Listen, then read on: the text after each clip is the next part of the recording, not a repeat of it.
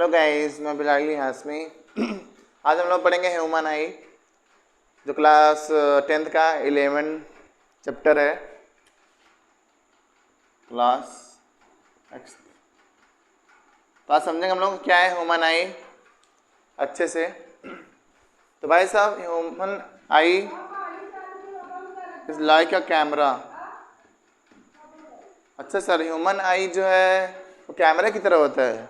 तो सर, कैमरे में तो लेंस वगैरह होता है, क्या आई में भी होता है? बिल्कुल। तो आइए समझते हैं क्या है ये। हम देखें, ये हमने ह्यूमन आई बनाया हुआ है, मानव नेत्र। तो इसमें क्या क्या टर्मोलॉजीज हैं वो समझते हैं, क्या क्या टर्म है वो समझते हैं हम लोग। तो देखो, सबसे पहले ये दिख रहा है कॉर्निया। ओके, क्या दिख रहा है? कॉर्निया। ये है कॉर्निया, ये है आइरिस, प्यूपिल, सिलियरी मसल्स, ये सब है ciliary muscles, retina, nerves, brain. इतने से आपको समझना है, ज़्यादा आपको हिस्ट्री में नहीं जाना है। जितने में से आप एक अंडरस्टैंडिंग पावर आ जाएगी वो इम्पोर्टेंट है। ओके, तो सबसे पहले कॉर्निया क्या काम है? ये सबसे आगे होता है कॉर्निया।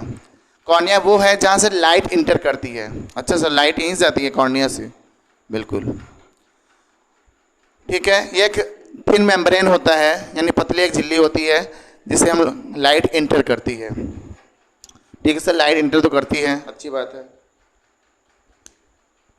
लाइट इंटर करती है कॉर्निया से, आप लोग जान लीजिए। उसके बाद होता है एक प्यूपिल, जिसको वहाँ से लाइट भी क्रॉस कर जाती है।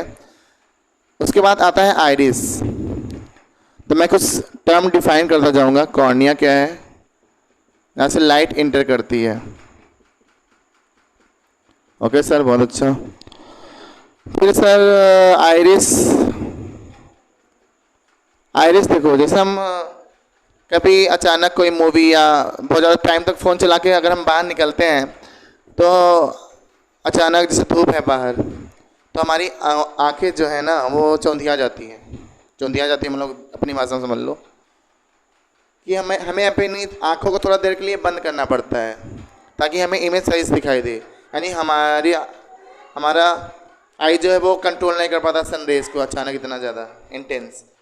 तो जो आंख बंद करने का जो प्रक्रिया है वो कौन करता है? आइरिस। आइरिस देखता है कि हमको कितना लाइट इंटर करवाना है। ठीक है, यानी इंटेंसिटी को कंट्रोल करता है कि आपको कितनी इंटेंसिटी का लाइट अपनी आंखों में लेना है। समझ गए? तो ये आइरिस का काम है। तो आइरिस का नहीं रहेगा तो आप सही से बहुत ज़्यादा लाइट जला दो या बहुत ज़्यादा कम लाइट जला दो, तुम्हें पता नहीं चलेगा। यही कंट्रोल करता है iris. Control the intensity of light. प्रकाश की तीव्रता को ये एडजस्ट करता है, यानी लाइट में कितना लेना है अपनी आंखों में, कितना जो सहन कर सके उतना ये कौन करता है? आइरिस। ओके ओके गाइस, देखो ह्यूमन जो ह्यूमन आई होता है उसमें होता है लेंस। अब सर ये कौन सा लेंस है? सभी जानते होंगे, कन्वेक्स लेंस है। ठीक है, कौन सा लेंस है? कन्वेक्स लेंस, जो सिलेरी मसल से जुड़ा होता है। किससे जुड़ा होता है? सिलेरी मसल से। देखो भाई साहब, ह्यूमन आई में ये बहुत इंपॉर्टेंट वर्ड है, सिलेरी मसल्स। क्या है? Ciliary muscles. सिलेरी मसल्स ही फोकल लेंथ को एडजस्ट करता है। Ciliary muscles adjust focal length. अभी मैं अच्छे से एक्सप्लेन करता हूँ कैसे फोकल लेंथ एडजस्ट करता है ये। ठीक है,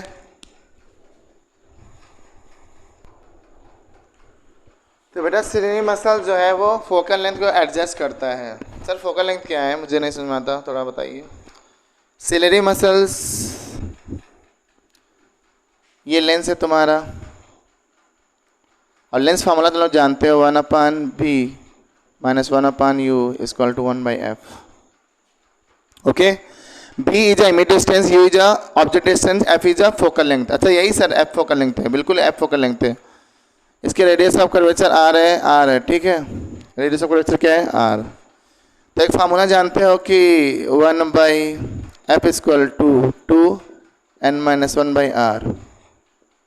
okay, focal length, radius of curvature, और एन क्या है, रिफ्रैक्टिव इंडेक्स में रिलेशन होता है 1/f=2 n-1/r। एक फार्मूला आप लोग लेंस फार्मूला जानते ही हो, 1/v। तो मान लो अगर कोई लेंस है तो गारंटी है कि इस बार ये जो भी है ये रेटिना है तुम्हारा, यानी हर बार जो इमेज बनेगी वो कहाँ बनेगी, रेटिना पर। तो लेंस फार्मूले में तो देखो अभी मैं इस पे आता हूँ फिर से। तो हम बता रहे थे ciliary muscles, ciliary muscles adjust करता है कन्वेक्स लेंस का focal length. Ciliary muscles adjust करता है इसकी रेडियस ऑफ कर्वेचर को, फोकल लेंथ को। अगर मान लो आप रेडियस ऑफ कर्वेचर आर अगर बढ़ा दोगे तो ये इसके डायरेक्टली प्रोपोर्शनल है, तो एफ भी बढ़ जाएगा। कैसे सर, रेडियस ऑफ कर्वेचर बढ़ाएंगे तो फोकल लेंथ बढ़ जाएगा? हाँ बढ़ जाएगा। तब तो सर पावर कम हो जाएगी। हाँ बिल्कुल पावर कम होनी चाहिए, क्योंकि वो उसके F P equal to 1/f होता है। ओके, तो रेडियस ऑफ कर्वेचर अगर इंक्रीज करोगे तो फोकल लेंथ इसकी बढ़ जाएगी, जिससे पावर कम लगेगा। क्या मतलब है सर, सिलेरी मसल्स क्या काम है? तो सिलेरी मसल क्या करता है, अगर मान लो आप रेडियस ऑफ कर्वेचर बढ़ाओगे तो हमें सिलेरी मसल को कम काम करना पड़ेगा, यानी कम पावर लगाना पड़ेगा किसी ऑब्जेक्ट को देखने पर। जैसे मान लो मैं ये मार्कर है, इस मार्कर को मैं बहुत नज़दीक से देखता हूँ तो मुझे बहुत कष्ट होता है। हमारी सिलेरी मसल्स बहुत ज़्यादा वर्क करती हैं, उन्हें थोड़ा दर्द होने लगता है। अब ऐसे रखें तो 25 सेंटीमीटर तो बहुत अच्छा दिखता है, बहुत दूरी कर लेंगे तभी थोड़ा सिलेरी मसल्स को एडजस्ट करना पड़ता है फोकल लेंथ।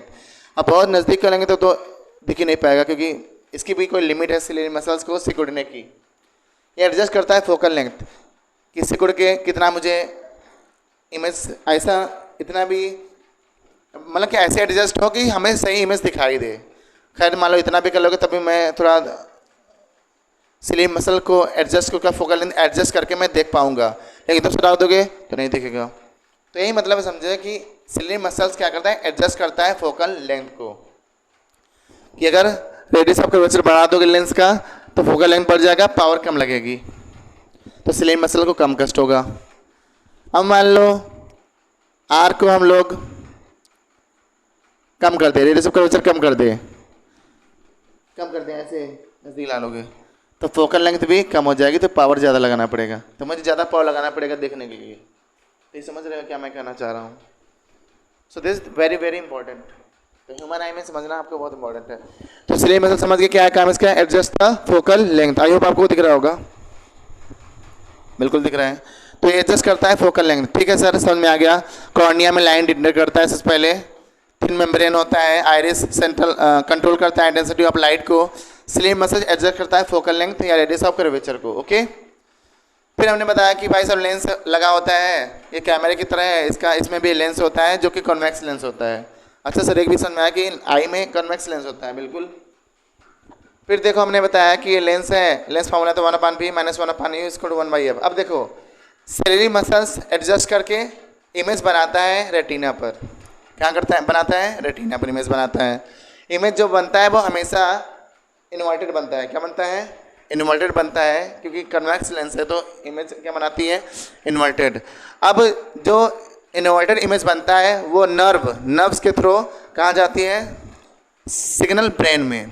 अब ब्रेन क्या करता है, जज करता है, उसको एनालिसिस करता है, एक्सप्लेन करता है, देन उस इमेज को जो इन्वर्टेड है मतलब उल्टा है, यानी अब जब भी हम कोई चीज़ हम लोग देखते हैं, ये मार्कर भी देखें तो पहले इसका इन्वर्टेड इमेज बन रहा होगा रेटिना पर, फिर नर्व्स की तरफ सिग्नल आता है तो ब्रेन उसको सीधा करके मुझे सही दिखा रहा है कि हाँ मार्कर ये सीधा है।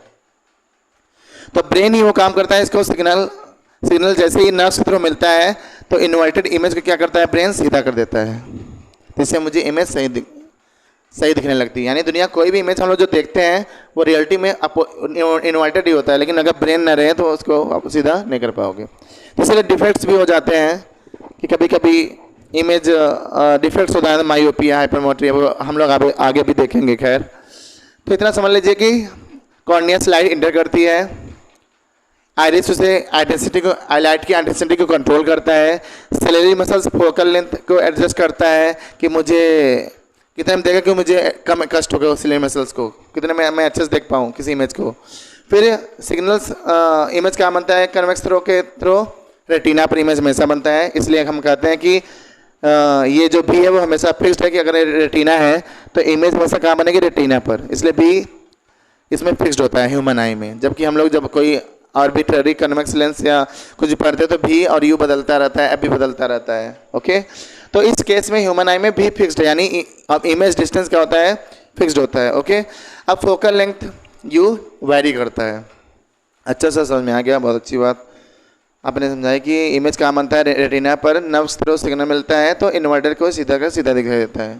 तो ये पूरा कंसेप्शन है, मतलब कॉन्सेप्ट है किसका, ह्यूमन आई का। ठीक है, आइए कुछ और समझते हैं जो इम्पोर्टेंट है।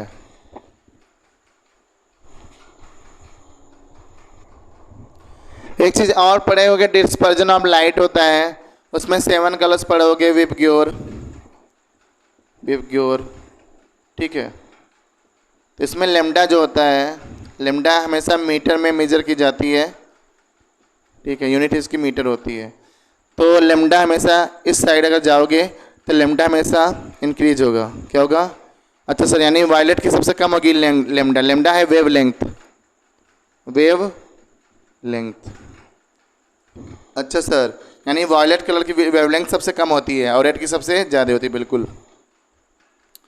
अच्छा सर, ठीक है, एन क्या होगा सर, एन डिक्रीज होगा। एन सबसे ज़्यादा किसका होता है, यानी एन मतलब क्या है sir, refractive index, refractive index. तो किस कलर की रिफ्रैक्टिव इंडेक्स सबसे ज़्यादा होती है, वॉयलेट की, और सबसे कम किसकी होती है, रेड की। ओके, कुछ और भी समझ लेते हैं। Focal length, focal length just lambda जैसा होता है, फोकल लेंथ भी ज़्यादा होगा, सबसे किसका, रेड कलर का सबसे ज़्यादा होगा और वॉयलेट कलर का सबसे कम होगा। तो आई होप आपको इतना समझ में आया होगा। ठीक है ना, तो क्वेश्चन बहुत एग्जाम में आते हैं कि किस कलर की वेवलेंथ ज़्यादा है, रिफ्रैक्टिव इंडेक्स ज़्यादा है, फोकल लेंथ किसकी ज़्यादा है, एंड सो ऑन। तो आई होप आपकी इतना समझ में आया होगा। ठीक है, अब पढ़ते हैं एकोमोडेशन क्या है। एकोमोडेशन क्या होता है कि स्लिम मसल्स एडजस्ट करता है उसके फोकल लेंथ को। अभी हमने समझाया एकोमोडेशन यानी स्लिम मसल अगर एडजस्ट करके आपको इमेज सही दिखा रहा है 25 सेंटीमीटर पे, तो कैसे करा है, वो एडजस्ट ही करता है स्लिम मसल से, इसे ऑब्जेक्ट सही दिखता है। तो बेसिकली क्या है वो मैं समझता हूँ।